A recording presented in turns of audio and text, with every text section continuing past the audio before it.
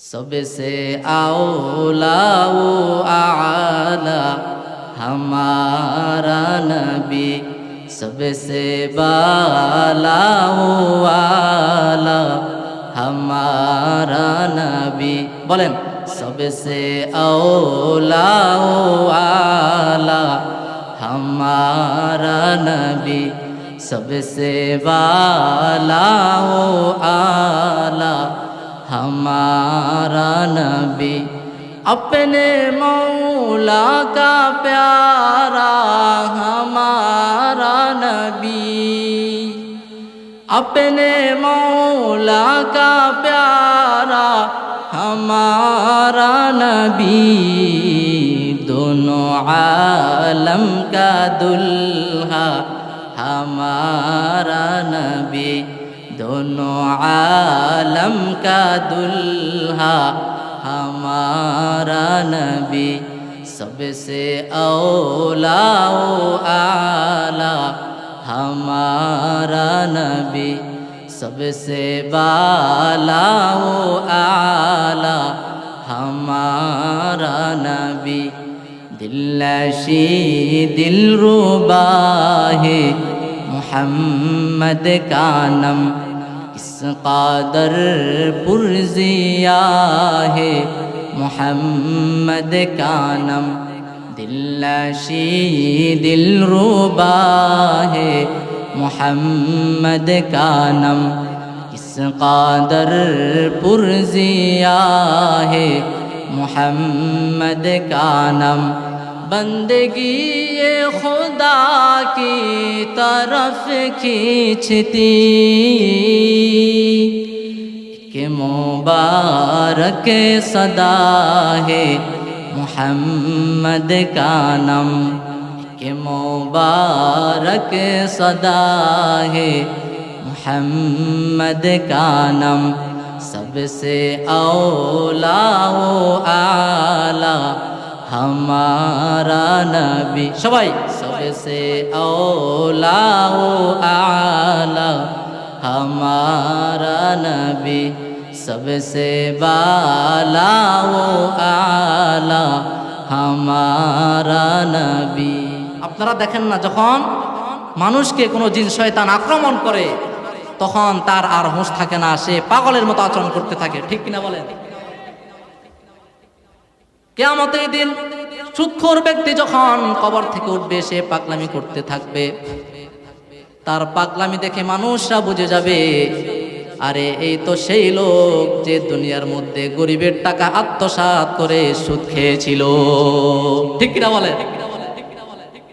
এরা শুধু কিয়ামতের ময়দানে পাগলামি করবে না, দুনিয়ার মধ্যে এদের পাগলামি লক্ষ্য করা যায়। যারা সুদখোর, সুদ গ্রহণ করে, দেখবেন এরা যখন সুদের টাকা না পায় এদের পাগলামি শুরু হয়ে যায়। বিভিন্ন রকমের এরা গরিবদের উপরে প্রেসার ক্রিয়েট শুরু করে, এদের উপর জুলুম করে থাকে। যদি সুদের টাকা ওই গরিব মানুষ আদায় করতে না পারে, এক পর্যায়ে তার উপর প্রেসার ক্রিয়েট শুরু করা হয়, এমনকি তার জমি দখল করতে শুরু করে, তার ঘর বাড়ি পর্যন্ত দখল করা শুরু করে, ঠিক কিনা বলেন? আমার ভাইয়েরা, এই জন্য সুদখোররা কিয়ামতের দিন পাগল অবস্থায় কবর থেকে তারা উঠবে। এটা কেন? আল্লাহ রাব্বুল আলামিন বলেন, যালিকা বিআন্নাহুম ক্বালু ইন্নামাল বাইউ মিসলুর রিবা। এই অবস্থা তাদের কেন হবে? এই জন্য যে তারা বলে ইন্নামাল বাইউ মিসলুর রিবা, ব্যবসা এটা তো সুদের মতোই। জোরে কোন নাউযুবিল্লাহ। ব্যবসা আর সুদ কখনো এক হতে পারে? বলেন, কখনো এক হতে পারে না। আপনারা যারা এখানে ব্যবসা করেন, অনেক আলহামদুলিল্লাহ, এটা তো আপনাদের ব্যবসার উদ্যোগে মাহফিল। আমি আপনাদের কাছে প্রশ্ন রাখতে চাই, আপনারা যারা ব্যবসা বাণিজ্য করেন, ব্যবসা বাণিজ্য করতে গিয়ে আপনাদের কি কষ্ট করতে হয় না? শ্রম দিতে হয় না? কথা বলেন, শ্রম দিতে হয় না? মাথার ঘাম পায়ে ঝরাতে হয় না? আমার ভাইয়েরা, ব্যবসা করতে হলে একজন ব্যবসায়ীকে মাত্রাতিরিক্ত কষ্ট করতে হয়, পরিশ্রম করতে হয়, মাথার ঘাম পর্যন্ত পায়ে ফেলতে হয়। পক্ষান্তরে যে ব্যক্তি সুদ গ্রহণ করে তার কোনো শ্রম দিতে হয় না, সে ঘরের মধ্যে বসে থাকে, শুয়ে থাকে, ঋণের উপরে সুদ দিয়ে। যখন সুদের নির্দিষ্ট সময় চলে আসে, মাস শেষ হয়ে যায়, ঘরে বসে এসে সুদের টাকা নিশ্চিত পেয়ে যায়। ঠিক কিনা বলে? জোরে বলেন ঠিক কিনা? এই জন্য ব্যবসার সুদ কখনো এক হতে পারে না।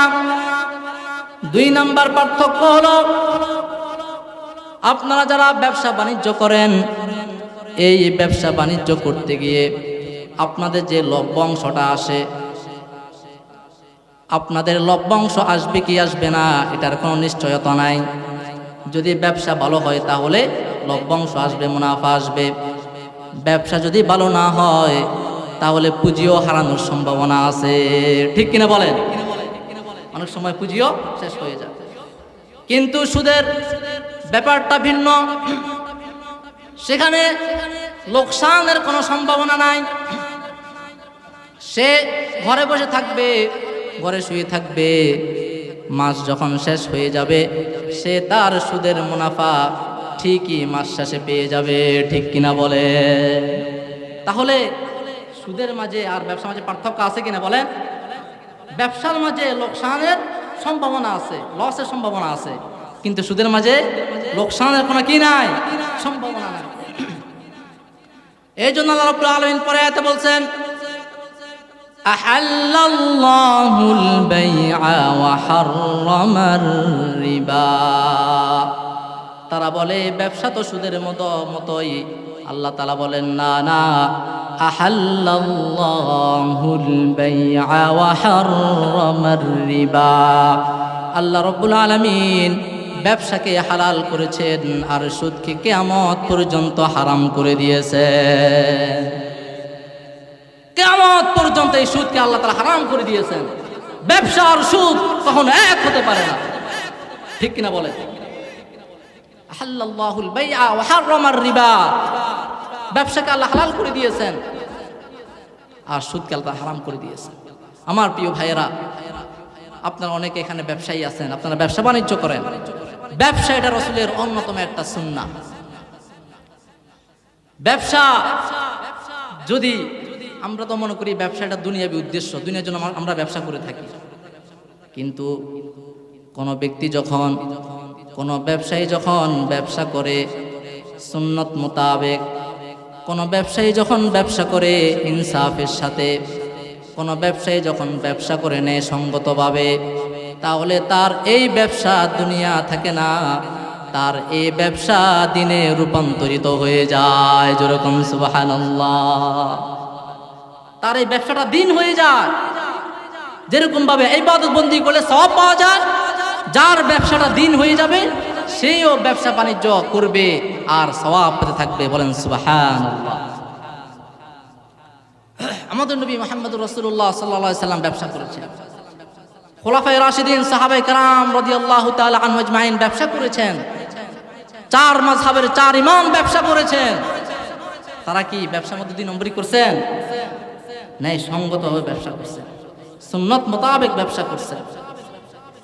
এই জন্য আপনারা যারা ব্যবসা বাণিজ্য করেন, আপনাদের উদ্দেশ্যে আমি আজ কিছু কথা বলবো। আপনারা শুনবেন তো ইনশাআল্লাহ? শুরু থেকে শেষ পর্যন্ত থাকবেন তো ইনশাআল্লাহ? আমার ভাইয়েরা, নবী এবং সাহাবায়ে কেরাম রাদিয়াল্লাহু তাআলা আনহুম আজমাইন ব্যবসা করেছেন এবং উম্মতদেরকে ব্যবসা শিখাইছেন। আপনি ব্যবসা করেন, ন্যায়সঙ্গতভাবে করেন, 2 নম্বরে যাতে না করেন।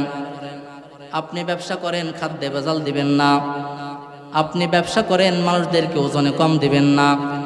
আপনি ব্যবসা করেন, মানুষকে পরিমাপে কম দিবেন না। আপনি ব্যবসা করেন, মানুষদেরকে অরিজিনাল প্রোডাক্ট বলে ডুপ্লিকেট প্রোডাক্ট দিবেন না। মানুষদের সাথে খোলাখুলি আলোচনা করেন, যে প্রোডাক্টটা, যে মালটা আপনি ক্রেতাকে দিচ্ছেন বলে দেন এটা কোন কোয়ালিটির মাল, গুণাগুণ আপনি তার সামনে পেশ করে দেন, এরপরে ব্যবসা করেন। আপনার ব্যবসায় বরকত দিয়ে ভরে দিবেন কে? আল্লাহ। আমার ভাইয়েরা, ব্যবসার মধ্যে 2 নম্বরই করার কারণে, খাদ্যে ভেজাল দেওয়ার কারণে, ওজনে কম দেওয়ার কারণে, পরিমাপে কম দেওয়ার কারণে একটা জাতিকে আল্লাহ তাআলা গজব দিয়ে ধ্বংস করে দিয়েছেন। জোরে কোন নাউজুবিল্লাহ। পুরো একটা জাতিকে এই ওজনে কম দেওয়ার কারণে, পরিমাপে কম দেওয়ার কারণে আল্লাহ তাআলা ধ্বংস করে দিয়েছে। আল্লাহ রাব্বুল আলামিন কোরআনে কারীমে বলেন, যেই জাতিকে আল্লাহ তাআলা পরিমাপে কম দেওয়ার কারণে, ওজনে কম দেওয়ার কারণে আল্লাহ রাব্বুল আলামিন তাদেরকে ধ্বংস করে দিয়েছেন, তাদেরকে সংশোধন করার জন্য সেই জাতি যাদেরকে আল্লাহ তাআলা ধ্বংস করে দিয়েছেন, আপনাদের কাছে প্রশ্ন রাখি, আপনারা কি বলতে পারবেন সেই জাতির নাম কি? কি বলতে পারেন? ওজনে কম দেওয়ার কারণে, পরিমাপে কম দেওয়ার কারণে, ক্রয় বিক্রয়ের ক্ষেত্রে একটা জাতিকে আল্লাহ তাআলা ধ্বংস করে দিয়েছেন। আপনারা কি বলতে পারবেন সেই জাতির নাম কি? কে বলতে পারবেন না? আরে সেই জাতির নাম হচ্ছে আহলে মাদিয়ান, হযরত শুআইব আলাইহিস সালামের জাতি। বলেন কারা? হযরত শুআইব আলাইহিস সালাতু ওয়াস সালামের জাতি আহলে মাদিয়ান। বলেন তারা কারা? আহলে মাদিয়ান। আমার ভাইরা, মহান রব্বুল আলামিন পবিত্র কোরআনে কারীমে সূরাত হুদের মধ্যে আল্লাহ রব্বুল আলামিন 84 নম্বর আয়াতের মধ্যে ঘোষণা করেন, ওয়া ইলা মাদিয়ানা আখাহুম শুআইবা। আল্লাহ রব্বুল আলামিন হযরত শুআইব আলাইহিস সালাতু ওয়াস সালামকে ওই জাতির কাছে প্রেরণ করছেন, যে জাতি ব্যবসার মধ্যে 2 নম্বরই করত, ওজনে কম দিত, পরিমাপ মানুষদেরকে কম দিত, মানুষদের সাথে প্রতারণা করত, মানুষদেরকে ঠকাইতো। ওয়া ইলা মাদিয়ানা আখাহুম শুআইবা। আল্লাহ রাব্বুল আলামিন বলেন, আমি মাদিয়ান আহলদের নিকট তাদের ভাই শুআইবকে প্রেরণ করেছি। আহলে মাদিয়ান এরা 4টা অপরাধ করত। কয়টা অপরাধ? 1 নাম্বার, তারা এক আল্লাহর ইবাদতকে বাদ দিয়ে তারা মূর্তি পূজা করত, গাছ গাছালির পূজা করত, এই জন্য তাদেরকে আসহাবুল আইকাও বলা হয়। 2 নম্বর অপরাধ হলো এরা ব্যবসায়িক ক্ষেত্রে ওজনে কম দিত, পরিমাপে কম দিত। 3 নম্বর অপরাধ, এরা মানুষের সম্পদ অন্যায়ভাবে লুট করত, ভোগ করত। 4 নম্বর, এরা মানুষদেরকে সত্য গ্রহণে বাধা প্রদান করত। আল্লাহ তাআলার রাস্তা হতে এরা মানুষদেরকে বাধা প্রদান করত। যেরকম নাউজুবিল্লাহ। শুআইব আলাইহিস সালাতু ওয়াস সালামের জাতির প্রথম অপরাধ, তারা এক আল্লাহর ইবাদতকে বাদ দিয়ে তারা মূর্তি পূজা করত। এই জন্য আল্লাহ তাআলা শুআইব আলাইহিস সালাতু ওয়াস সালামকে তাদের নিকট পাঠিয়ে দিলেন আল্লাহ তাআলার দিকে দাওয়াত দেওয়ার জন্য। আল্লাহ রাব্বুল আলামিন বলেন, ওয়া ইলা মাদিয়ানা আখাহুম শুআইবা। আর আমি আহলে মাদিয়ানের নিকট তাদের ভাই শুআইবকে প্রেরণ করেছি। قال يا قوم اعبدوا الله ما لكم من إله غيره। ওই জাতি যেহেতু তাদের প্রথম অপরাধ, যেহেতু তারা এক আল্লাহকে বাদ দিয়ে মূর্তি ইবাদত করত, এই জন্য শুআইব আলাইহিস সালাতু ওয়াস সালাম পৃথিবীর মধ্যে আসে সর্বপ্রথম আল্লাহ তাআলার দিকে দাওয়াত দিলেন। তিনি বললেন, ক্বালা ইয়া কওম, হে আমার জাতি, উবুদুল্লাহ, তোমরা আল্লাহ তাআলার ইবাদত করো, মা লাকুম মিন ইলাহিন গায়রু, ওই আল্লাহ তাআলা ব্যতীত তোমাদের আর কোনো ইলাহ নাই। আমার ভাইরা, পবিত্র কোরআনে অন্য জায়গায় আল্লাহ রাব্বুল আলামিন বলেন, ইয ক্বালা লাহুম শুআইবুন আলা তাত্তাকুন। হযরত শুআইব আলাইহিস সালাতু ওয়াস সালাম যখন তার কওমদেরকে বললেন, আলা তাত্তাকুন, তোমরা কি কখনো সংশোধন হবে না, আল্লাহ তাআলাকে ভয় করবে না? ইন্নী লাকুম রাসূলুন আমিন, নিশ্চয়ই আমি তোমাদের প্রতি প্রেরিত একজন বিশ্বস্ত রাসূল।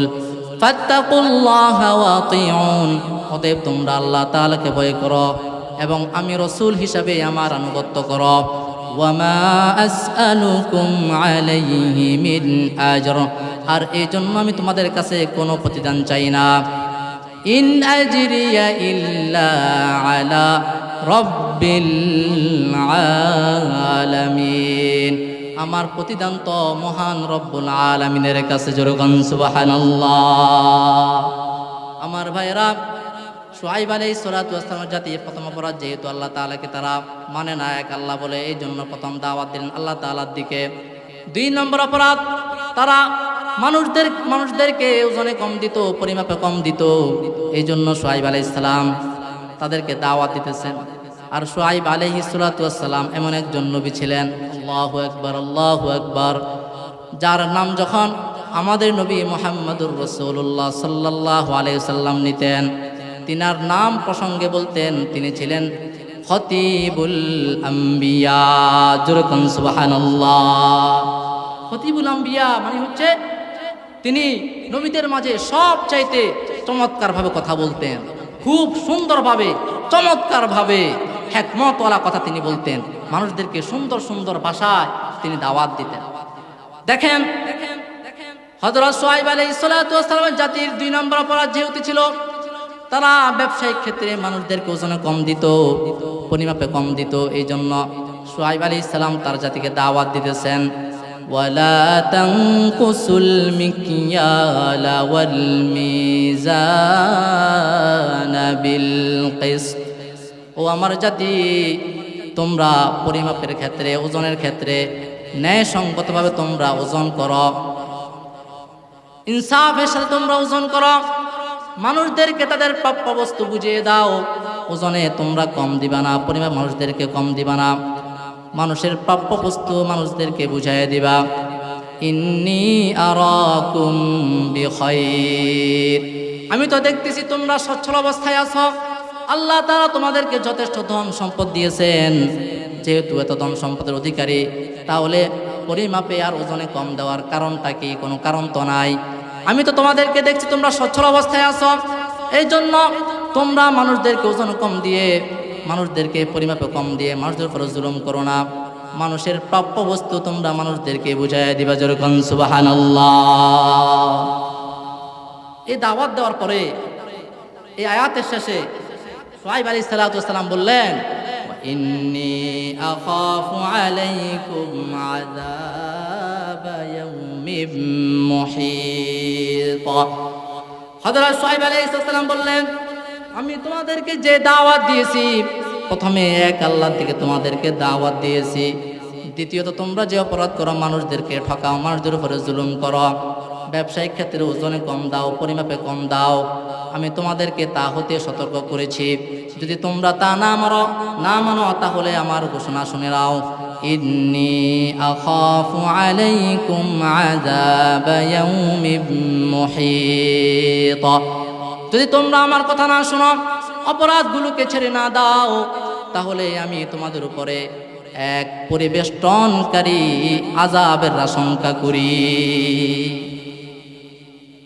যদি তোমরা এই পাপ কাজকে না ছাড়ো, তাহলে তোমাদের উপর চিরে গজব আসবে, আল্লাহ তাআলার পক্ষ থেকে লানত আসবে। যখন সেই গজব এসে যাবে, তোমরা ধ্বংস হয়ে যাবে।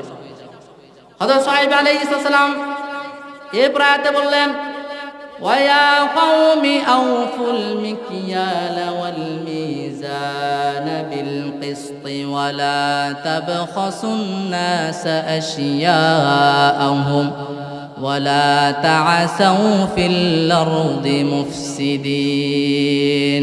ও আমার জাতি, মানুষদেরকে ওজন কম দিয়ে, পরিমাপে কম দিয়ে তোমরা মানুষদের উপর জুলুম করো না। মানুষদেরকে তাদের প্রাপ্য বস্তু বুঝিয়ে দাও। যে পরিমাণ মূল্য তোমাদেরকে পরিশোধ করা হয়েছে, ওই পরিমাণ বস্তু তোমরা মানুষদেরকে বুঝাইয়া দাও। ওয়ালা তা'সাউ ফিল আরদি মুফসিদিন, এবং তোমরা জমিনের মধ্যে ফিতনা ফাসাদ সৃষ্টি করবে না। এরপরে আল্লাহ রাব্বুল আলামিন বলেন, বাকিয়াতুল্লাহি খায়রুল লাকুম ইন কুনতুম মুমিনিন। মানুষদেরকে ওজনে ঠিকঠাকভাবে দেওয়ার পরে, পরিমাপে ঠিকঠাক করে দেওয়ার পরে তোমাদের সামান্য যে মুনাফা আসে, সামান্য যে টাকা তোমাদের লাভ হয়, এটাই তোমাদের জন্য বহু গুণে উত্তম। যালিকুম খায়রুল লাকুম, বাকিয়াতুল্লাহ। মানুষদেরকে ঠিকঠাক মতো দেওয়ার পরে আল্লাহ তাআলা পক্ষ থেকে যেটা বাকি থাকে এটা তোমাদের জন্য বহু গুণে উত্তম। জোরে কোন সুবহানাল্লাহ। ইন কুনতুম মুমিনিন, যদি তোমরা মুমিন হও তাহলে এটা তোমাদের জন্য অনেক অনেক উত্তম।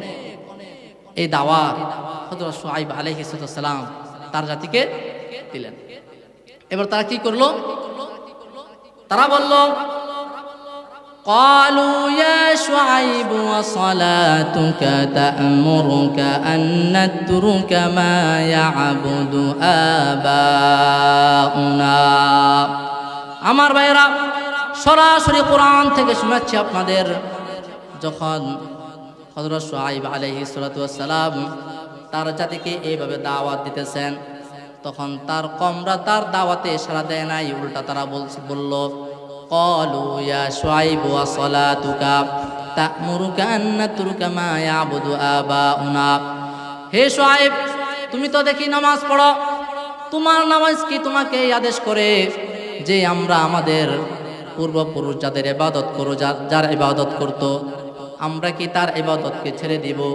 আও আন্না ফালা ফি আমওয়ালিনা মা নাশা, অথবা আমরা আমাদের সম্পদের মধ্যে আমাদের ইচ্ছা মতো যে কাজ করে থাকি, ওজনে কম দেই, পরিমাপে কম দেই, আমরা আমাদের ইচ্ছা মতো যা কিছু করি, তোমার নামাজ কি তোমাকে এটা আদেশ দেয় যে আমরা আমাদের এই ইচ্ছার স্বাধীনতাও আমরা ছেড়ে দিব, আমাদের পূর্বপুরুষ যারা যাদের ইবাদত করতো সেটাও আমরা ছেড়ে দিব? এই কথা তারা বলল। এরপরে বলছে, ইন্নাকা লা আনতাল হালিমুর রশিদ, নিশ্চয়ই তুমি তো একজন সহনশীল এবং সত্যপথের দিশারি। এটা বলে শুআয়ব আলাইহিস সালামকে একটু পাম দিতেছে। আমাদের দেশে দেখবেন, যখন কোনো ভালো মানুষ বা হুজুরেরা মানুষদেরকে অন্যায় কাজ থেকে বাধা প্রদান করে বা মানুষদেরকে নামাজের কথা বলে, অন্যায় কাজ থেকে বাধা দেয়, মদ জুয়া এগুলো থেকে মানুষদেরকে বাধা প্রদান করতে যায়, তখন তারা বলে, আর মিয়া আপনি হুজুর মানুষ, আপনি আপনার মতে থাকেন না, তুমি তো একজন ভালো মানুষ, আমাদের কাজে ঝামেলা করার দরকারটা কি? এরকম মানুষ আছে না নাই? জোরে বলেন, আছে না নাই? তুমি তোমার কাজ করো না, একটু পাম দিতে, তুমি তোমার কাজ করো, তুমি তো ভালো, খুব ভালো, আমরা তোমাকে ভালো জানি, আমাদের কাজে কেন বাধা দাও? আমরা ওজনে কম দিই বা পরিমাপে কম দিই, তোমার সমস্যাটা কি? এটা বলে শুআয়ব আলাইহিস সালামকে তাদের জাতি এই কথাটা বলে দিল। এরপরে হযরত শুআয়ব আলাইহিস সালাম তাদের কথা জবাব বলতেছেন, ক্বালা ইয়া কওমি আরাআইতুম ইন কুনতু আলা বায়িনাতিম মির রাব্বি। আমার ভাইরা লক্ষ্য করে শুনুন, এখানে আমি যে কথাগুলো বলবো কোরআন থেকে, প্রত্যেকটা কথা শুআয়ব আলাইহিস সালাম এবং তার জাতির কথা। এই কথাগুলো আল্লাহর এত পছন্দ হয়েছে, আল্লাহ তাআলা পুরা ঘটনাকে কোরআনে কারিমে উল্লেখ করে দিয়েছে। জোরে কোন সুবহানাল্লাহ। আমার ভাইরা, তাদের জাতি শুআয়ব আলাইহিস সালামের জাতি যখন তাকে কথা বলল যে তুমি তোমার মতো থাকো, তুমি তো ভালো মানুষ, আমাদের কাজে কেন বাধা দাও? শুআয়ব আলাইহিস সালাম জবাব দিয়েছেন, ক্বালা ইয়া কওমি আরাআইতুম, হে আমার জাতি, তোমরা কি কথা চিন্তা করে দেখেছো? ইন কুনতু আলা বায়িনাতিম মির রাব্বি, আমি যদি আমার রবের পক্ষ থেকে স্পষ্ট দলিল আদিল্লার উপরে প্রতিষ্ঠিত থাকি, ওয়া রাযাকানি মিনহু রিজকান হাসানা, এবং আমার রব তার পক্ষ থেকে আমাকে উৎকৃষ্ট রিজিক দান করেন, ওয়া মা উরিদু আন নুখালিফাকুম ইলা মা আনহাকুম আন, আমি যদি আমার রবের পক্ষ থেকে স্পষ্ট দলিল আদিল্লার উপরে থাকি, তিনি যদি তার পক্ষ থেকে আমাকে রিজিক দেন, তাহলে আমি কেন হালালের সাথে হারামকে মিশ্রিত করব? আমাকে তো আল্লাহ তাআলা যথেষ্ট রিজিক দিয়েছেন। আমাদের ব্যবসায়ী ভাইয়েরা, আল্লাহ তাআলা আপনাকে যথেষ্ট সম্পদ দিয়েছেন, ব্যবসা করতে করতে আপনি কিছু টাকা জমা করছেন, কিছু টাকা আপনি ব্যাংকেও জমাইছেন, আপনার পরিবার ঠিকঠাক মতো চলতেছে, তা সত্ত্বেও আপনি কেন ওজনে মানুষদেরকে কম দেন, পরিমাপে মানুষদেরকে কম দেন? এই জন্য শুআয়ব আলাইহিস সালাম তাদেরকে বলতেছেন, নো আমার জাতি, আমার রব তো আমাকে উৎকৃষ্ট রিজিক দিয়েছে, এই জন্য আমি কেন হালালের সাথে হারামকে মিশ্রিত করব? অর্থাৎ আপনি ওজনে কম দিয়ে, পরিমাপে কম দিয়ে আপনি যে অর্থটা উপার্জন করলেন এটা হারাম। এটা কি বলেন? এটা কি হারাম? এটা আপনার জন্য হারাম, হালাল না। এই জন্য সাল্লাল্লাহু আলাইহি ওয়াসাল্লাম বললেন, আমার রব যদি আমাকে উৎকৃষ্ট রিজিক দিয়ে দেন তাহলে আমি কেন হালালের সাথে হারামকে মিশ্রিত করব? ও আমার ব্যবসায়ী ভাইয়েরা, আপনাদেরকে আল্লাহ তাআলা যথেষ্ট সম্পদ দিয়েছে, যথেষ্ট টাকাও দিয়েছে, ব্যবসা বাণিজ্য ভালো চলতেছে, তারপরেও আপনারা কেন মানুষদেরকে ওজনে কম দেন, খাদ্যে ভেজাল দেন, পরিমাপে কম দেন? ঠিক কিনা? এই জন্য ওজনে কম দেওয়া যাবে না, পরিমাপে কম দিয়ে মানুষদেরকে ঠকানো যাবে না।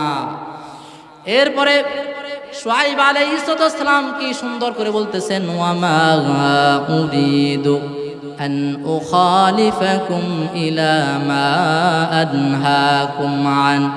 ও আমার জাতি, আমি তোমাদেরকে যে বিষয়ের নির্দেশ দিচ্ছি, যে বিষয়ের আদেশ করি, তোমাদেরকে আমি যা হতে বিরত থাকার জন্য বলি, আমি কিন্তু নিজেও তা করার ইচ্ছা রাখি না। তার মানে হচ্ছে আমি তোমাদেরকে যা বলি তা আমি নিজেও করি, এমন কথা বলি না যা আমি নিজেও করি না। ওমা উরিদু আন উখালিফাকুম, আমি তোমাদের বিরুদ্ধাচরণ করি না, ইলা মা আনহাকুম আন, যে বিষয় হতে আমি তোমাদেরকে নিষেধ করেছি। আমি নিজেও এই হালালের সাথে হারামকে মিশ্রিত করা, ওজনে কম দেওয়া, পরিমাপে কম দেওয়া, এটা আমি নিজেও পছন্দ করি না। আমার ইচ্ছা হচ্ছে, ইন উরিদু ইল্লাল ইসলাহা মাস্তাতা। ও আমার জাতি, ও আমার ভাইয়েরা, ব্যবসায়ী ভাইয়েরা, খুব লক্ষ্য করে শুনুন। শুআইব আলাইহিস সালাতু ওয়াস সালাম খতিবুল আম্বিয়া ছিলেন।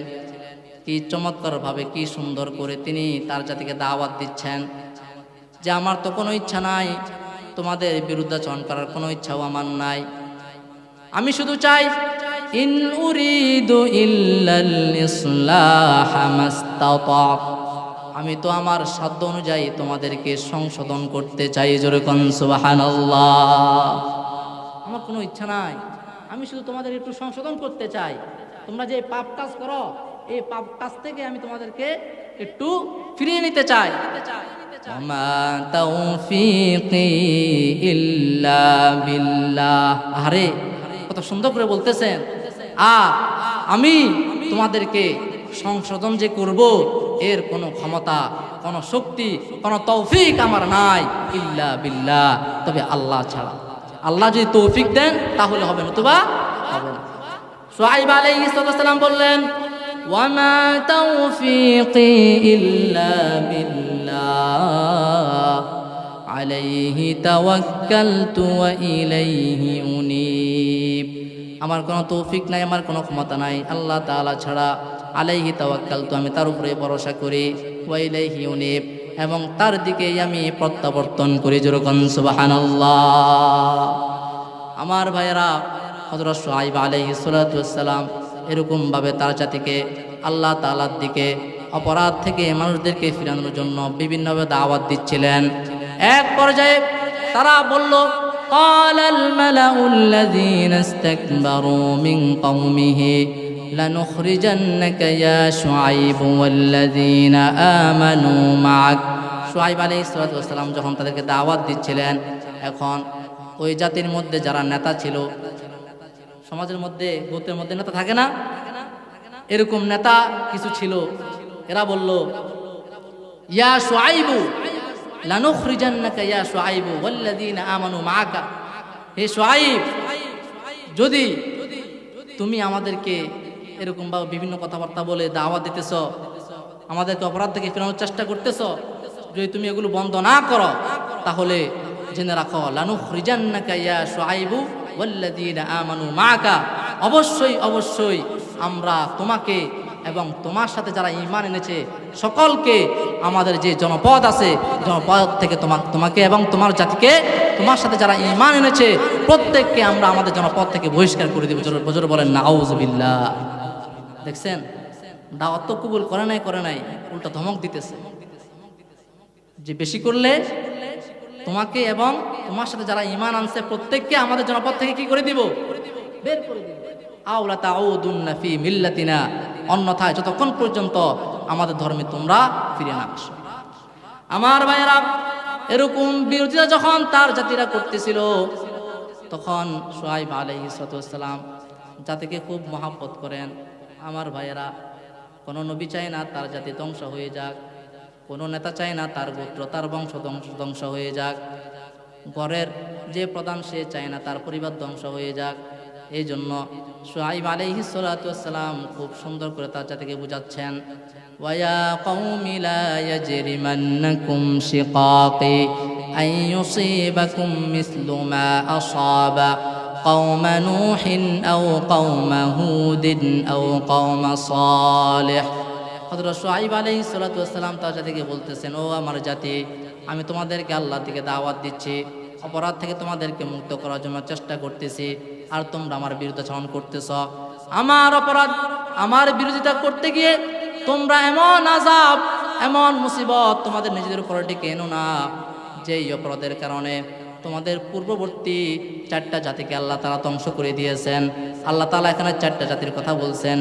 মিসলু মা আসাবা কওমা নূহিন, যেই অপরাধের কারণে আল্লাহ তাআলা নূহ আলাইহিস সালামের জাতিকে ধ্বংস করে দিয়েছেন। আও কওমা হুদিন, যেই অপরাধের কারণে হুদ আলাইহিস সালামের জাতিকে আল্লাহ তাআলা ধ্বংস করে দিয়েছেন। আও কওমা সালিহ, যেই অপরাধের কারণে আল্লাহ তাআলা সালেহ আলাইহিস সালামের জাতিকে আল্লাহ তাআলা ধ্বংস করে দিয়েছেন। পরবর্তীতে আল্লাহ তাআলা বলেন, ওয়া মা কওমু লূতিম মিনকুম বিবাঈদ, আর লূত আলাইহিস সালামের জাতিকে যে ধ্বংস করা হয়েছিল সেই ধ্বংস কিন্তু তোমাদের থেকে বেশি দূরে নয়। 4টা জাতিকে আল্লাহ তাআলা ধ্বংস করে দিয়েছেন। তোমরা আমার বিরোধিতা করতে গিয়ে এমন আযাব ডেকে এনো না, যে আযাবের কারণে এই সমস্ত জাতিগুলোকে কি করে দিয়েছেন আল্লাহ তাআলা? আযাব দিয়ে ধ্বংস করে দিয়েছেন। আহারে, শুআয়ব আলাইহিস সালাম নবী তো, জাতির জন্য মায়া থাকে, টান থাকে। আবার বলতেছেন, ও আমার জাতি, ওয়াস্তাগফিরু রাব্বাকুম সুম্মা তুবু ইলাইহি, অপরাধ যা করছো, তোমরা যা করছো, বাধা দেওয়ার পরেও করছো, কোনো মানা নাই, যা করছো, কিন্তু এখন তোমরা আল্লাহ তাআলার নিকট ইস্তিগফার করো, সুম্মা তুবু ইলাইহি, তার নিকট তওবা করো। যদি তোমরা আল্লাহ তাআলার নিকট ইস্তিগফার করো, তওবা করো, তাহলে আমার রবকে তোমরা ইন্না রব্বি রহিমুন ওয়াদুদ, তোমরা আমার রবকে প্রেমময় এবং দয়ালু হিসাবে পেয়ে যাবে। সুবহানাল্লাহ। এত অপরাধ করার পরেও যদি তোমরা আমার আল্লাহর নিকট ইস্তিগফার করো, ক্ষমা প্রার্থনা করো, তওবা করো, আমার আল্লাহ তোমাদেরকে মাফ করে দিবেন। জোরে কোন সুবহানাল্লাহ। এরপরে শুআয়ব আলাইহিস সালামের জাতি ছিল ঘাড় তেরা। আহারে, খতিবুল আম্বিয়া তো সুন্দর করে দাওয়াত দিচ্ছেন, কত মিষ্টি ভাষায়, কত চমৎকার ভাষায় দাওয়াত দিচ্ছেন। আমি হয়তো আপনাদেরকে সুন্দর করে বলতে পারতেছি না, কিন্তু নবী শুআয়ব আলাইহিস সালাম খতিবুল আম্বিয়া খুব চমৎকার ভাষায় কথা বলতেন, মিষ্টি মিষ্টি কথায় দাওয়াত দিচ্ছেন, সতর্ক করছেন। পরবর্তীতে শুআয়ব আলাইহিস সালাম বললেন, ক্বালু ইয়া শুআয়ব মা নাফকাহু কাসীরাম মিম্মা তাকুলু ওয়া ইন্না লানারাকা ফীনা দাঈফা। আমার ভাইয়েরা, খুব লক্ষ্য করে শুনুন, শুআয়ব আলাইহিস সালাম যখন তাদেরকে দাওয়াত দিচ্ছেন, ইস্তিগফারের কথা বলছেন, তওবার কথা বলছেন, পরে তার জাতি তাকে কি বলল? ইয়া শুআয়ব মা নাফকাহু কাসীরাম মিম্মা তাকুল, শুআয়ব, তোমার অধিকাংশ কথা আমরা বুঝি না, তুমি যে কি বলো আবল তাবল পাগলের মতো, এগুলো আমরা কি বুঝি না। ওয়া ইন্না লানারাকা ফীনা দাঈফা, আমাদের মাঝে তুমি তো খুব দুর্বল, এত শক্তিশালী নও। আহারে, নবীকে বলতেছে দুর্বল। নবীরা কি দুর্বল নাকি শক্তিশালী? জোরে বলেন, কি তারা কি শক্তিশালী? এরপরে বলতেছেন, ওয়ালাউলা রাহাতুকা লারাজামনাক, শুআয়ব আলাইহিস সালামকে ধমক দিয়ে বলতেছে, যদি আমরা তোমার খানদানের ভয় না করতাম, যদি তোমার সাথে তোমার পরিবারের সাপোর্ট না থাকতো, তাহলে আমরা তোমাকে পাথর মেরে হত্যা করে ফেলতাম। জোরে কোন নাউযুবিল্লাহ। নবী চায় তাদেরকে জান্নাতের দিকে নিতে, আর তারা কি বলতেছে? ধমক দিয়ে বলতেছে, আমরা যদি তোমার পরিবারের, তোমার বংশীয় সাপোর্ট যদি তোমার সাথে না থাকতো, আমরা তোমাকে পাথর মেরে হত্যা করতাম। বলেন নাউযুবিল্লাহ। এরপরে বলতেছেন ওমা আনতা আলাইনা বিআজিজ, আর তুমি তো আমাদের উপর শক্তিশালী নও যে আমাদের কোনো ক্ষতি করতে পারবে, আমরা ইচ্ছা করলে তোমার যা ইচ্ছা তাই করতে পারি। এই কথা বলার পরে শুআয়ব আলাইহিস সালাম কি সুন্দর করে আবার বুঝাচ্ছেন দেখেন। শুআয়ব আলাইহিস সালাম বললেন ক্বালা ইয়া কওমি ইয়া রাহতি আ'আজ্জু আলাইকুম মিনাল্লাহ, ও আমার জাতি, তোমরা কি আমার বংশীয় সাপোর্টকে, আমার পরিবারকে মহান রব্বুল আলামিনের চাইতে অধিক শক্তিশালী মনে করো? তোমরা কি আমার পরিবারের চাইতে যিনি মহান ক্ষমতাধর, মহান রব্বুল আলামিন, ইন্নাল্লাহা আলা কুল্লি শাইইন কাদির, যিনি সব কিছুর উপর ক্ষমতাবান, তোমরা কি আমাকে আমার পরিবারের চাইতে, আমার পরিবারের সাপোর্টের কারণে, বংশীয় খানদানের সাপোর্টের কারণে তোমরা আমাকে হত্যা করছো না, অথচ যিনি সব ক্ষমতার মালিক, শক্তিশালী, সব কিছুর উপরে শক্তিশালী, তাকে কেন ভয় করছো না? বলেন সুবহানাল্লাহ। ঠিক আমরাও এরকম, আমরা আমাদের সমাজের নেতা-খেতা যারা আছে এদেরকে ভয় করি, ঠিক কিনা বলেন? যারা নেতা-খেতা আছে এদেরকে ভয় করি, কিন্তু আমরা আল্লাহ তাআলা কি করি না? ভয় করি না। ভয় পাওয়ার উপযুক্ত কে? আল্লাহ। ওয়াত্তাখাযতুমুহু ওয়ারাআকুম যুহরিয়া, তোমরা তোমাদের রবকে পিছনে রেখেছো। ইন্না রব্বি বিমা তা'মালুনা মুহিত, তোমরা যা কিছু করো আমার আল্লাহ তাআলা সব কিছুকে পরিবেষ্টন করে আছেন। আমার ভাইরা, এইভাবে দাওয়াত দেওয়ার পরেও তারা হযরত শুআয়ব আলাইহিস সালামের দাওয়াতকে কবুল করে নাই। ওজনে কম দেওয়া, পরিমাপে কম দেওয়া এটাও ছাড়া নাই, উল্টা শুআয়ব আলাইহিস সালামের দাওয়াতকে প্রত্যাখ্যান করলো। পরিশেষে শুআয়ব আলাইহিস সালাম তাদেরকে বলে দিলেন ওয়া কওমি আমালু আলা মাকানাতিকুম, আমার জাতি, তোমরা তোমাদের স্বস্থানে থেকে যা ইচ্ছা তাই করতে থাকো, তোমরা তোমাদের কাজ করতে থাকো। ইন্নী আমিল, আর আমি আমার কাজ করতে থাকি। সাউফা তা'লামুন, অচিরে তোমরা জানতে পারবে। মাইয়াতিহি আযাবুন ইউখজিহি, কার উপরে লাঞ্ছনাদায়ক আযাব এসে আপতিত হয়। ওমান হুয়া কাযিব, আবার এটাও জানতে পারবে যে কে মিথ্যাবাদী। তারা হযরত শুআয়ব আলাইহিস সালামকে মিথ্যাবাদীও বলছে। এই জন্য শুআয়ব আলাইহিস সালাম বললেন তোমরা তোমাদের কাজ করতে থাকো, আমি আমার কাজ করতেই আছি। অচিরেই যখন সেই আযাব তোমাদের উপরে এসে যাবে, তোমরা জানতে পারবে, বুঝতে পারবে যে কে মিথ্যাবাদী। ফারতাকিবু ইন্নী মাআকুম রাকিব, তোমরা অপেক্ষা করো। ইন্নী মাআকুম রাকিব, আমিও তোমাদের সাথে অপেক্ষায় আছি। আমার ভাইরা, এত দাওয়াত দেওয়ার পরেও, এত সুন্দর করে বোঝানোর পরেও শুআয়ব আলাইহিস সালামের জাতি যখন ঈমান আনলো না, ওজনে কম দেওয়া, পরিমাপে কম দেওয়া এটাও ছাড়লো না, বিভিন্ন অপরাধ তারা করতেই আছে, তখন আল্লাহ রাব্বুল আলামিন আসমান থেকে তাদের জন্য গজব পাঠালেন। মুফাসসিরিনে কেরাম তাফসীর করেন আল্লাহ রাব্বুল আলামিন তাদেরকে এমন শাস্তি দিয়েছেন, লাগাতার 7 দিন তাদের উপরে প্রচণ্ড রোদ ঢেলে দেন, সূর্যের প্রচণ্ড তাপ তাদের উপরে ঢেলে দেন, আর বাতাসকে 7 দিন পর্যন্ত আল্লাহ তাআলা তাদের উপর প্রবাহিত হওয়াকে নিষেধ করে দেন। এদিকে 7 দিন তীব্র গরম, সূর্যের প্রচণ্ড তাপ তাদের উপরে ঢেলে দিলেন, অপরদিকে তাদের উপরে 7 দিন পর্যন্ত বাতাস প্রবাহমানকে বন্ধ রাখলেন। অবস্থাটা কি বলেন তো? আপনার কি ঘুমিয়ে গিয়েছেন? অবস্থাটা কি বলেন তো? খুব সুখের না দুঃখের? খুব কষ্টে। আমার ভাইয়েরা, এই জাতি যখন তীব্র গরম পড়তে শুরু করলো, 7 দিন পর্যন্ত তীব্র গরম, কোনো মেঘ নাই, বৃষ্টি নাই, কোনো বাতাস নাই, এই জাতিরা তীব্র গরমের কারণে তারা ঘর বসতি ছেড়ে দিল, খোলা প্রান্তরে গিয়ে উপস্থিত হলো। এমন সময়ে আল্লাহ রাব্বুল আলামিন এক খণ্ড মেঘের ছায়া পাঠালেন, ছায়াযুক্ত একখানা মেঘখণ্ড আল্লাহ তাআলা পাঠালেন। তারা যখন এই মেঘখণ্ড দেখলো, তারা প্রত্যেকে তাদের ঘর বাড়ি ছেড়ে দিয়ে এই মেঘখণ্ডের নিচে আইসা আশ্রয় নিল। আর যে মেঘখণ্ড আল্লাহ তাআলা পাঠাইছেন, এটার নিচে শীতল হাওয়া, শীতল বাতাস প্রবাহিত হচ্ছিল। যখন তারা এটা দেখলো যে হাইরে 7 দিন পর আজকে একটু শান্তির বাতাস আমরা দেখতে পাচ্ছি, ছায়া আমরা দেখতে পাচ্ছি, এই জন্য প্রত্যেকেই ওই মেঘখণ্ডের নিচে আইসা আশ্রয় নিল। আমার ভাইয়েরা, শুআয়ব আলাইহিস সালামের জাতি যখন গরম থেকে, তীব্র গরম থেকে মুক্তি পাওয়ার জন্য ওই মেঘখণ্ডের ছায়ার নিচে আশ্রয় নিল। আল্লাহ রাব্বুল আলামিন তখন তাদের উপর শাস্তি দেওয়া শুরু করলেন। আল্লাহ রাব্বুল আলামিন যখন তারা প্রত্যেকেই এই মেঘখণ্ডের ছায়ার নিচে এসে উপস্থিত হয়ে গেল, আল্লাহ রাব্বুল আলামিন ওই মেঘখণ্ড ছায়া, যদিও দেখতে এটা ছায়াযুক্ত, যদিও দেখতে এটার নিচে শীতল বাতাস প্রবাহিত হচ্ছে, যদিও দেখতে এটা খুব শান্তিদায়ক, কিন্তু যখন তারা এটার নিচে গিয়ে আশ্রয় নিল, আল্লাহ তাআলা সঙ্গে সঙ্গে তাদের উপর আগুনের বৃষ্টি বর্ষণ করে দিলেন। জোরে কোন নাউযুবিল্লাহ। তাদের উপর জ্বলন্ত অঙ্গার নিক্ষেপ করছেন আল্লাহ তাআলা আকাশ থেকে। আগুনের স্ফুলিঙ্গ, আগুনের অঙ্গার, আগুনের বৃষ্টি আল্লাহ তাআলা তাদের উপরে নিক্ষেপ করছেন।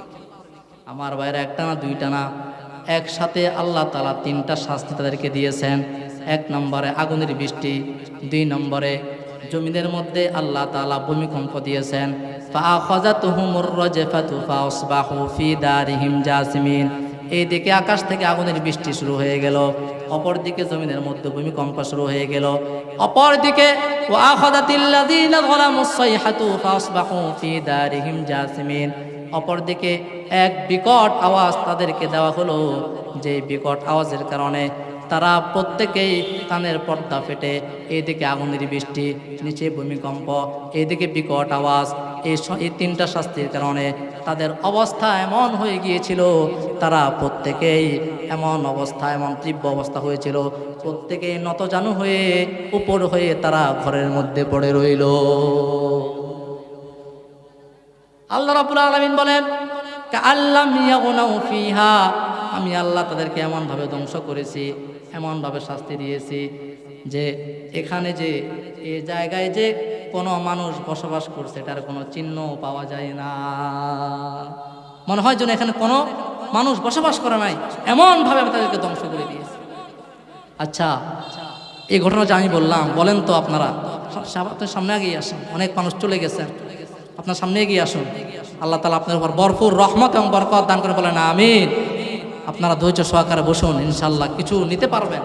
আমি যে কথাগুলো বলছি কোরআন থেকে নাই, কোরআনের বাইরে থেকে, বলেন কোরআনের প্রত্যেকটা আয়াত পুরোপুরি আপনাদেরকে আমি শোনাচ্ছি, এগুলো কোরআনের কথা। ইনশাআল্লাহ আপনারা কিছু নিতে পারবেন, শিখতে পারবেন। আমার ভাইয়েরা, এই যে ঘটনা আপনাদেরকে আমি বললাম, বুঝে থাকলে, যদি আপনারা আমার এই ঘটনা বুঝে থাকেন, আল্লাহর এই কোরআনকে বুঝে থাকেন, আমি আপনাদের কাছে প্রশ্ন রাখতে চাই, ও আমার ব্যবসায়ী ভাইয়েরা, আপনারা বলেন, এই যে শুআয়ব আলাইহিস সালাতু ওয়াস সালামের জাতিকে আল্লাহ তাআলা ধ্বংস করে দিলেন, এটার মূল কারণ কি? বলেন, মূল কারণটা কি? তারা ওজনে কম দিত, পরিমাপে মানুষদেরকে কম দিত, ঠিক না? মানুষদেরকে ঠকাতো, মানুষদের সাথে কি করতো? কত না করতো। আপনারা কি ঘুমিয়ে গিয়েছেন? জোরে বলেন নারায়ে তাকবীর, আরো জোরে নারায়ে তাকবীর। সব সময় কোরআন প্রেমিক কম হয়, যাদেরকে আল্লাহ তাআলা হেদায়েত দেন, এদের সংখ্যা কি হয়? কম হয়। এই যে শুআয়ব আলাইহিস সালাম তাদেরকে দাওয়াত দিয়েছেন, পুরো জাতি কিন্তু তার উপর ঈমান আনে নাই, কিছু সংখ্যক ঈমান আনছে, অল্প কিছু সংখ্যক ঈমান আনছে, তাদের সংখ্যা একবারে কম ছিল। ঠিক তোদের অনেক মানুষ তো এখানে বসা ছিল, অনেকে চলে গেছে, আমি কিচ্ছু বলি নাই। আপনারা আছেন, আপনার জন্য আমার দোয়া থাকবে, আল্লাহ তাআলা আপনার উপর পর্যাপ্ত রহমত এবং বারাকাত দান করবেন, বলেন আমিন। আমার ভাইয়েরা, হযরত শুআয়ব আলাইহিস সালাতু ওয়াস সালামকে, শুআয়ব আলাইহিস সালামের জাতিকে আল্লাহ তাআলা ওজনে কম দেওয়ার কারণে, পরিমাপে কম দেওয়ার কারণে, একটা নয়, দুইটা নয়, তিনটা শাস্তি দ্বারা, মারাত্মক শাস্তি দ্বারা আল্লাহ তাআলা তাদেরকে ধ্বংস করে দিয়েছেন, ঠিক কিনা বলে? এবার এই ঘটনা থেকে আমরা শিক্ষা নেই। আমরা যারা ব্যবসা বাণিজ্য করি, এখানে তো আপনারা সবাই ব্যবসায়ী, এখানে কত দোকান, সব তো আপনাদের উদ্দেশ্যে না এই মাহফিলটা। যারা ব্যবসায়ী আছেন, আজ থেকে আপনারা নিয়ত করেন, কোনো মানুষকে আপনারা ওজনে কোনোদিন কম দিবেন না। তৈরি আছেন তো ইনশাআল্লাহ? পরিমাপে কম দিবেন না, খাদ্যে ভেজাল দিবেন না। মানুষদেরকে যে মূল্য আপনাকে দিবে, সেই মূল্য অনুযায়ী তাকে তার পণ্য দিয়ে দিন। মানুষকে অরিজিনাল প্রোডাক্ট বলে ডুপ্লিকেট প্রোডাক্ট আপনারা দিবেন না। তৈরি আছেন তো ইনশাআল্লাহ? আল্লাহ কবুল করেন, বলেন আমিন। আমার ভাইয়েরা, আমি বয়ানের শেষের দিকে চলে যাচ্ছি। হযরত শুআয়ব আলাইহিস সালামের প্রথম অপরাধ ছিল, তারা এক আল্লাহ তাআলাকে বাদ দিয়ে কিসের ইবাদত করতো? মূর্তির ইবাদত করতো। দুই নম্বর অপরাধ তারা করতো, ওজনে কম দিত, পরিমাপে কম দিত। 3 নম্বর অপরাধ ছিল তারা অন্যায়ভাবে মানুষের সম্পদ ভোগ করত, লুট করত। এরকম মানুষ আমাদের মাঝে আছে না নাই? জোরে বলেন, আছে না নাই? অন্যায়ভাবে মানুষের সম্পদ লুট করতেছে, দখল করতেছে, জুলুম করে। আমার ভাইরা, শুআয়ব আলাইহিস সালাতু ওয়াস সালামের জাতি পথের মধ্যে বসে বসে যখন কোনো মানুষ সম্পদ নিয়ে যাইতো, এরা পথের মধ্যে বসে বসে মানুষদের থেকে সম্পদকে লুট করে নিয়ে যাইতো। আল্লাহ রাব্বুল আলামিন বলেন, ওয়ালা তাকউদু বিকুল্লি সিরাতিন তুআইদুন। এরা ভয় ভীতি দেখানোর জন্য রাস্তায় বসে থাকতো, মানুষদেরকে ভয় ভীতি দেখাতো আর মানুষদের সম্পদ লুট করতো। কথা সুদ্দুনা আন সাবিলিল্লাহ। আর এদের 4 নম্বর অপরাধ ছিল কি? সত্য গ্রহণ হতে এরা মানুষদেরকে বাধা প্রদান করতো। অর্থাৎ যদি কোনো ব্যক্তি শুআয়ব আলাইহিস সালাম কাছে যেতে চাইতো ঈমান আনার জন্য, তারা তাকে বিভিন্ন ভয় দেখাতো, ধমক দিত। কোরআনে কারীম আল্লাহ রাব্বুল আলামিন বলেন, ক্বালাল মালাউল্লাযীনা কাফারু মিন কওমিহি লাইন ইত্তাবা'তুম শুআইবান ইন্নাকুম ইযাল লাখাসিরুন। যদি কোনো ব্যক্তি শুআয়ব আলাইহিস সালামের অনুকরণ করত, তাহলে যারা নেতৃস্থানীয় ব্যক্তি ছিল ওরা তাদেরকে বিভিন্ন ধমক দিত, ভয় দেখাতো যে পরিণাম কিন্তু খুব ভয়াবহ হবে। আমাদের কথা না শুনে যে এই শুআয়বের কথা শুনতেছ, পরিণাম কি খুব ভয়াবহ হবে। এরকম ভাবে রাস্তায় বসে বসে মানুষদের সম্পদ লুট করত, আল্লাহ তাআলার পথ থেকে মানুষদেরকে বাধা প্রদান করত। এই যে 3 নম্বর অপরাধ, যেটা অন্যায়ভাবে মানুষদের সম্পদ ভোগ করা, অন্যায়ভাবে মানুষের সম্পদ তছরুফ করা, মানুষের জমি দখল করা। এরকম মানুষ আমাদের মাঝে আছে না নাই? আমার ভাইয়েরা, রাসূল করিম সাল্লাল্লাহু আলাইহি ওয়াসাল্লাম হাদিসে পাকের মধ্যে বলেন, যে হাদিসটা বুখারীর মধ্যেও আসছে, আবার মুসলিমের মধ্যেও আসছে। ক্বালা রাসূলুল্লাহ সাল্লাল্লাহু আলাইহি ওয়াসাল্লাম, মান যালামা কিদা শিবরিন তুবি মিনাল আরদি তুবিকাহু মিন সাবঈ আরদিন। আমার ভাইয়েরা, খুব লক্ষ্য করে শুনুন, আল্লাহর হাবিব হাদিসে পাকের মধ্যে বলতেছেন, যে ব্যক্তি অন্যায়ভাবে জুলুম করে মানুষের কোনো 1 বিঘত জমি দখল করে নেয়। কয় বিঘত জমি? 1 বিঘত। কয় বিঘত? কথা বলেন।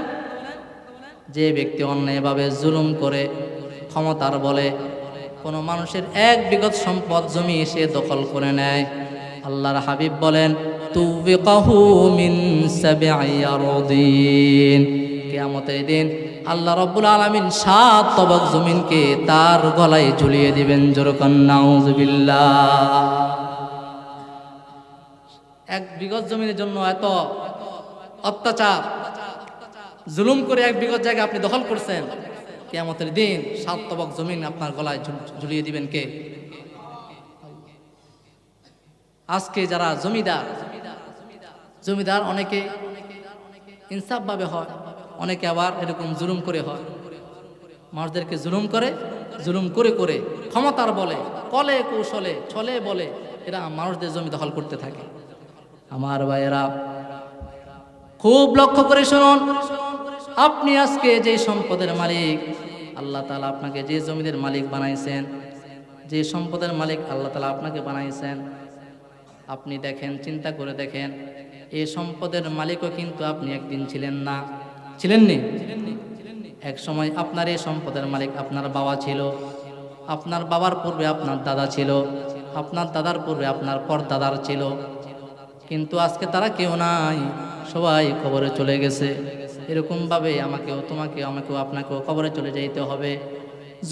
জমিনের জায়গায় থেকে যাবে, কিন্তু জমিওয়ালা দুনিয়ায় থাকবে না। যে জমিনের জন্য আজকে আমরা তো বাহাদুরি করি, এত জুলুম করি, এত অন্যায় করি, ও আমার ভাইয়েরা, জমিনের জন্য আজকে মানুষকেও খুন পর্যন্ত করে, ঠিক কিনা বলেন? জমিন নিয়ে ঝগড়াঝাটি করতে করতে আপন ভাইকে খুন করে ফেলে, ছেলে বাবাকে খুন করে ফেলে, ভাই ভাইকে খুন করে ফেলে। এরকমভাবে বিভিন্ন হত্যার ঘটনা আমরা দেখতে পাই সোশ্যাল মিডিয়ায়। এই জমিনের জন্য এত বাহাদুরি, এত অত্যাচার, এত খুন খারাপি।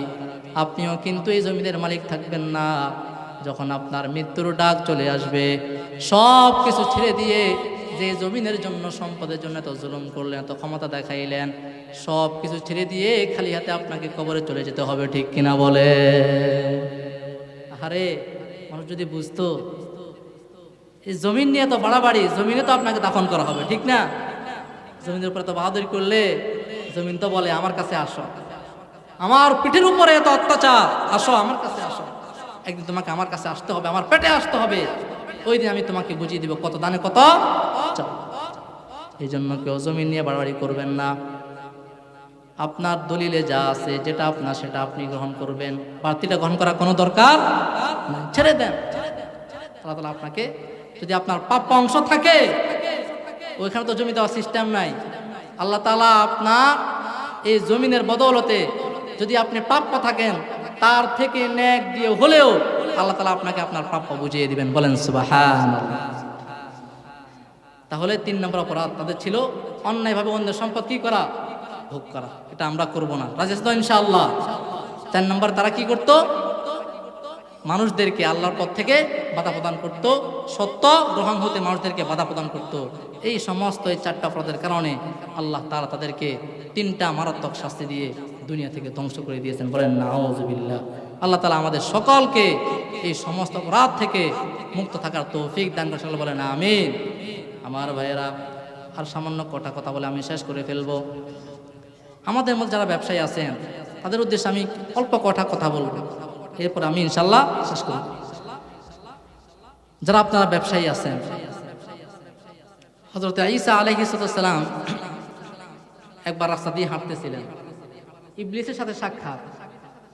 দেখতেছেন যে ইবলিস 5টা খচ্চরের মধ্যে মালামাল বোঝাই করে নিয়ে যাচ্ছে বাজারের দিকে।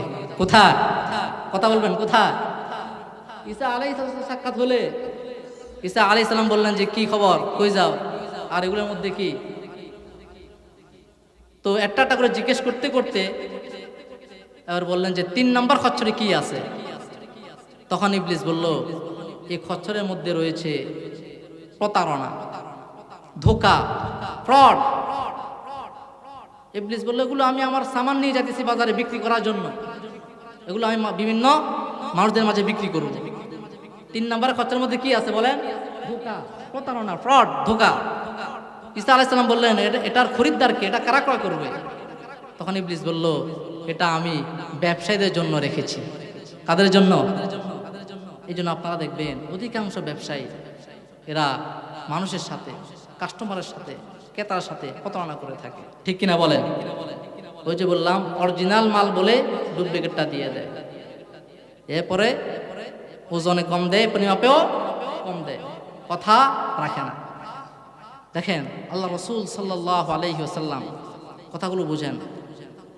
ক্বালা রাসূলুল্লাহ সাল্লাল্লাহু আলাইহি ওয়াসাল্লাম, হাদিসটা আন আবি হুরায়রা রাদিয়াল্লাহু তাআলা আনহু আন্না রাসূলুল্লাহ সাল্লাল্লাহু আলাইহি ওয়াসাল্লাম মাররা আলা সুবরাতি তুআমিন। আবু হুরায়রা রাদিয়াল্লাহু তাআলা থেকে বর্ণিত, তিনি বলেন রাসূল করিম সাল্লাল্লাহু আলাইহি ওয়াসাল্লাম একবার একটা খাদ্যস্তূপের পাশ দিয়ে অতিক্রম করতেছিলেন।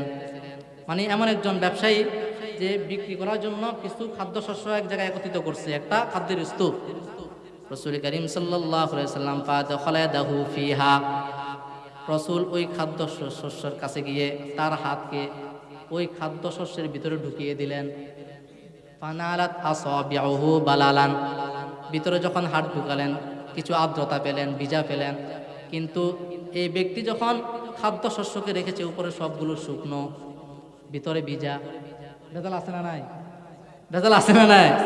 ভিজাগুলো ভিতরে রাখছে, শুকনোগুলো উপরে। এবার রাসূল করিম সাল্লাল্লাহু আলাইহি ওয়াসাল্লাম প্রশ্ন করলেন, মা হাযা ইয়া সাহিবাত তাআম, হে খাদ্য ব্যবসায়ী, এটা কি, এটা কি? তখন সে বলল, ক্বালা আসাবাতহুস সামাউ ইয়া রাসূলুল্লাহ, ইয়া রাসূলুল্লাহ, আসমান থেকে বৃষ্টির কারণে আমার কিছু খাদ্যশস্য ভিজে গিয়েছে। ক্বালা রাসূলুল্লাহ সাল্লাল্লাহু আলাইহি ওয়াসাল্লাম, এরপর রাসূল বললেন, আফালা জাআলতাহু ফাওকাত তাআম কাইয়ারাহুন নাস, তুমি তো ইচ্ছা করলে এই ভিজা খাদ্যশস্যকে তোমার খাদ্যস্তূপের উপরে রাখতে পারতে, যাতে মানুষ এইটা দেখে তোমার থেকে পণ্য ক্রয় করতে পারত। মানুষ পণ্য দেখে বুঝতে পারতো যে তোমার পণ্যের কোয়ালিটি কেমন, কেন ধোকা দিচ্ছ মানুষদেরকে। এরপর রাসূল বললেন একটা খুব সুন্দর বাণী, যেটা কিয়ামত পর্যন্ত সকল ব্যবসায়ীদের জন্য শিক্ষা। রাসূল বললেন মান গাশশা ফালাইসা মিন্নি, আমার উম্মতের মধ্যে যে ধোকা দেয়, প্রতারণা করে, সে আমার উম্মতের দলভুক্ত নয়। যেরকম নাউযুবিল্লাহ। প্রতারণা করে, যে ধোকা দেয়, যে ব্যবসায়ী ধোকা দেয়, সে আমার দলের অন্তর্ভুক্ত নয়। এই জন্য আমরা যারা ব্যবসায়ী আছি, আমরা কাস্টমারদের সাথে কখনো কি করবো না, প্রতারণা করবো না। 2 নম্বর আরেকটা অপরাধ আমাদের ব্যবসায়ী যারা করে,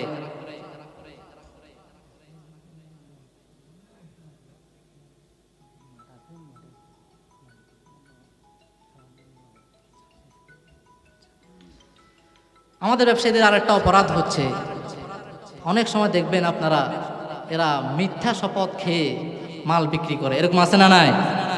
বাজারে গেলে, মার্কেটে গেলে, শপিং মলে গেলে দেখবেন আপনি যখন কোনো একটা বস্তু নিয়ে দরদাম করতেছেন, বলবো যে ভাই আল্লাহর কসম এই দাম, এই জিনিসটা আমি 200 টাকা দিয়ে কিনছি, অথচ তার কিনা হচ্ছে 100 টাকা। এরকম লোক আছে না নাই? জোরে বলেন। মিথ্যা কসম খেয়ে মাল বিক্রি করে ব্যবসায়ীরা। এই সম্পর্কে রাসূল করিম সাল্লাল্লাহু আলাইহি ওয়াসাল্লাম হাদিসে পাকের মধ্যে বলেন ক্বালা রাসূলুল্লাহ সাল্লাল্লাহু আলাইহি ওয়াসাল্লাম সালাসাতুন লা ইউকাল্লিমুহুমুল্লাহ ওয়া লা ইয়ানজুরু ইলাইহিম ওয়া লা ইউযাক্কিহিম ওয়া লাহুম আযাবুন আলীম। আল্লাহ রাসূল সাল্লাল্লাহু আলাইহি ওয়াসাল্লাম বলেন 3 ব্যক্তি এমন আছে যাদের সাথে কিয়ামতের দিন আল্লাহ তাআলা কোনো কথা বলবেন না, ওয়া লা ইয়ানজুরু ইলাইহিম তাদের দিকে তাকাবেন না, ওয়া লা ইউযাক্কিহিম তাদেরকে পবিত্র করবেন না, ওয়ালাহুম আযাবুন আলীম তাদের জন্য রয়েছে যন্ত্রণাদায়ক শাস্তি। তাদের মধ্য থেকে একজন হচ্ছে ওই ব্যক্তি ওয়াল মুনাফিকু সিলআতাহু বিল হালিফিল ফাজির, তাদের মধ্য থেকে এই 3 জনের মধ্য থেকে একজন হচ্ছে সেই ব্যবসায়ী যে তার পণ্যকে মিথ্যা কসম খেয়ে মানুষের নিকট বিক্রি করে। যেরকম নাউযুবিল্লাহ। এদের সাথে তারা কোনো কথা কেমন দিন বলবেন না, তাকাবেন না, পবিত্র করবেন না। এদের জন্য যন্ত্রণাদায়ক শাস্তি তারা মজুদ করে রাখছে। এই জন্য আমরা কোনো ব্যবসায়ী মিথ্যা কসম খেয়ে কোনো মাল, কোনো পণ্য বিক্রি করব না। ইনশাআল্লাহ তৈরি আছি তো? ইনশাআল্লাহ। আপনি যদি আপনার পণ্যে একটু মুনাফা অর্জন করতে চান, তখন আপনার একটা বস্তু, পণ্য আপনার এটা কিনতে পড়েছে 300 টাকা, মানে আপনার এটার কিনা বাবদ, যাওয়া আসা বাবদ, গাড়ি ভাড়া বাবদ সব মিলে কত পড়ছে? 300 টাকা। আপনি কাস্টমারকে এটা বলার দরকার নাই যে ভাই আমি এটা এত টাকা দিয়ে কিনছি, এরকম বলবেন না। মাসালা হচ্ছে আপনি ক্রেতাকে এরকম বলবেন যে ভাই এই জিনিসটা কিনতে গিয়ে আমার এত টাকা পড়েছে, এত টাকা পড়েছে, কিনেছি, এটা বলা যাবে না। তাহলে আপনার মিথ্যা কথা হয়ে যাবে, ঠিক না? এটা মিথ্যা কথা হয়ে যায়, এটা মাসালা। এই জন্য আপনি বলবেন এই এত টাকা পড়েছে এটা কিনতে, অতএব এই দামে আমি বিক্রি করতে পারবো না। 3 নাম্বার, আমাদের ব্যবসায়ী ভাইয়েরা অনেক সময় কাস্টমারদের উপর জুলুম করে থাকে, অতিরিক্ত দাম নিয়ে মানুষদের উপর কি করে থাকে? জুলুম করে থাকে। আপনার যে পরিমাণ লাভ করলে আপনার হয়, এটা বাদ দিয়ে আপনি অতিরিক্ত দাম, সীমা লঙ্ঘন যেটা হয়ে যায়, এরকম কাজটা আপনারা কেউ করবেন না। জুলুম অনেক, এটা কবিরা গুনাহ। ইয়া ইবাদি, আল্লাহ তাআলা বলেন ইয়া ইবাদি ইন্নী হারামতু যুলমা আলা নাফসি ওয়া জাআলতুহু বাইনাকুম মুহাররামা ফালা তাযালামু। হাদিসে কুরসিতে আল্লাহ তাআলা বলতেছেন ইয়া ইবাদি, আমার বান্দাগণ, ইন্নী হারামতু যুলমা আলা নাফসি, আমি আমার নিজের নফসের উপর জুলুমকে হারাম করে নিয়েছি। সুবহানাল্লাহ বলেন। ইন্নাল্লাহা লা ইয়াযলিমু মিসকালা যাররা, আল্লাহ কারোর জন্য কারোর প্রতি বিন্দু পরিমাণ জুলুম করেন না। জুলুম যদি কোনো ব্যক্তি করে আল্লাহ সহ্য করেন না। ইন্নী হারামতু যুলমা আলা নাফসি, আমি আমার নিজের উপর জুলুমকে হারাম করে নিয়েছি। ফালা জাআলতুহু বাইনাকুম মুহাররামা, তোমাদের মাঝে হারাম করে দিয়েছি।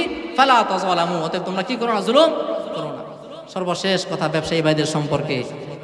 আজকে আমাদের অনেক ব্যবসায়ী ভাইয়েরা রাসূল করিম সাল্লাল্লাহু আলাইহি সাল্লামের গুরুত্বপূর্ণ একটা সুন্নাহকে ছেড়ে দিয়েছে। বলেন নাউযুবিল্লাহ।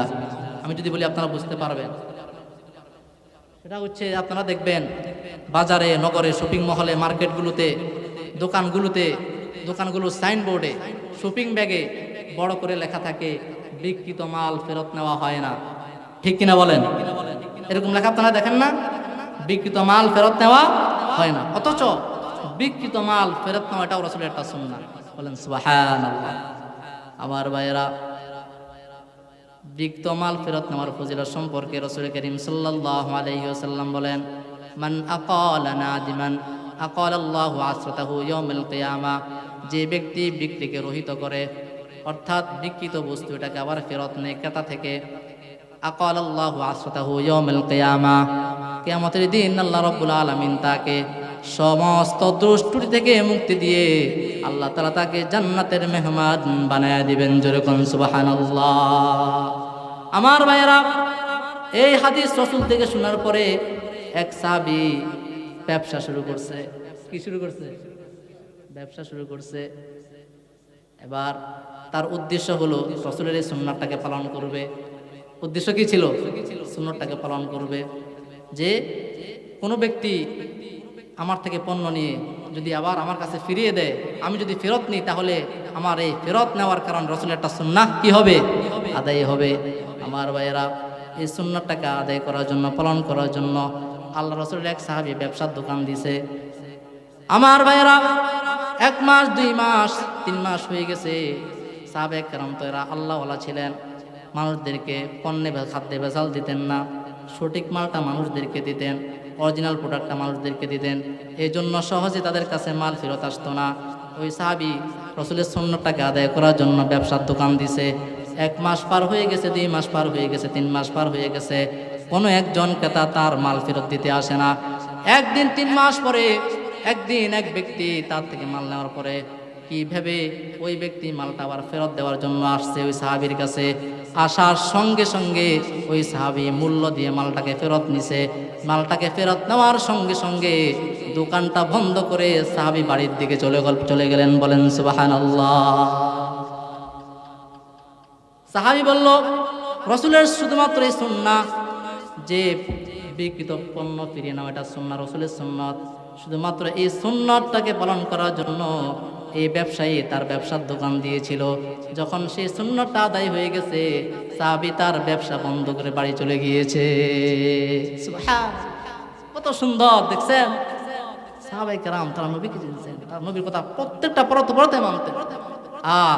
আজকে আমাদের ব্যবসায়ীরা লিখে দেয় বিকৃত মাল ফেরত নেওয়া হয় না। আপনারা যারা ব্যবসায়ী আছেন, আপনাদের কাছে আমার অনুরোধ থাকবে, আপনারা যারা এখানে আছেন ব্যবসায়ী, আজ থেকে ইনশাল্লাহ এই কথাটা যাদের দোকানে, সাইনবোর্ডে, ব্যাগে, শপিং ব্যাগে লেখা আছে, আপনারা উঠিয়ে দিবেন তো ইনশাআল্লাহ। এই সুন্নাহকে পালন করার জন্য প্রত্যেকে তৈরি আছে তো ইনশাআল্লাহ? সবাই হাত তুলে আল্লাহকে দেখান, নারায়ে তাকবীর। আল্লাহ তাআলা এই পর্যন্ত যতগুলো কথা বলেছি আমাদেরকে আমল করার তৌফিক দান করুন, বলেন আমিন। সর্বশেষ একটা হাদিস শুধু আপনাদেরকে আমি বলি। এতক্ষণ তো শুধু বললাম যে যারা ব্যবসা ক্ষেত্রে ভেজাল করে, ওজনে কম দেয়, মাপে কম দেয়, এদের ক্ষতি কি, এদের শাস্তি কি, এগুলো বললাম। এখন দেখেন একজন সৎ ব্যবসায়ী যে ইনসাফের সাথে ব্যবসা করে, ন্যায়ের সাথে ব্যবসা করে, আদলের সাথে ব্যবসা করে, সুন্নাত মোতাবেক ব্যবসা করে, তার ফজিলত কি? আলা রাসূলুল্লাহ সাল্লাল্লাহু আলাইহি ওয়াসাল্লাম, আত-তাজিরুস সাদুকুল আমিনু মা'আন নাবিয়িনা ওয়াস-সিদ্দীকিনা ওয়াশ-শুহাদা। আল্লাহ রাসূল সাল্লাল্লাহু আলাইহি ওয়াসাল্লাম বলেন, একজন সত্য ব্যবসায়ী এবং আমানতদার, যে ব্যবসা করতে গিয়ে কোনো মিথ্যা কথা বলে না, আমানতের খেয়ানত করে না, তার হাসর হবে মান নবিয়িন, কিয়ামতের দিন তার হাসর হবে নবীদের সাথে, তার হাসর হবে সিদ্দীকিনদের সাথে, তার হাসর হবে শুহাদা এর সাথে। জোরে কোন সুবহানাল্লাহ, আল্লাহু আকবার বলেন। একজন ব্যবসায়ীর কত দাম দেখছেন? তাজিরু সাদুকুল আমিন মান নবিয়িন, নবীদের সাথে তার হাসর হবে, সিদ্দীকিনদের সাথে তার হাসর হবে, ও শুহাদা, শহীদ যারা, তাদের সাথে তার হাসর হবে। কিন্তু ব্যবসায়ী সৎ হতে হবে। ব্যবসার ক্ষেত্রে মিথ্যা বলা যাবে না, মিথ্যা শপথ করা যাবে না। এই গুণগুলা অর্জন করা খুব কঠিন, ঠিক না?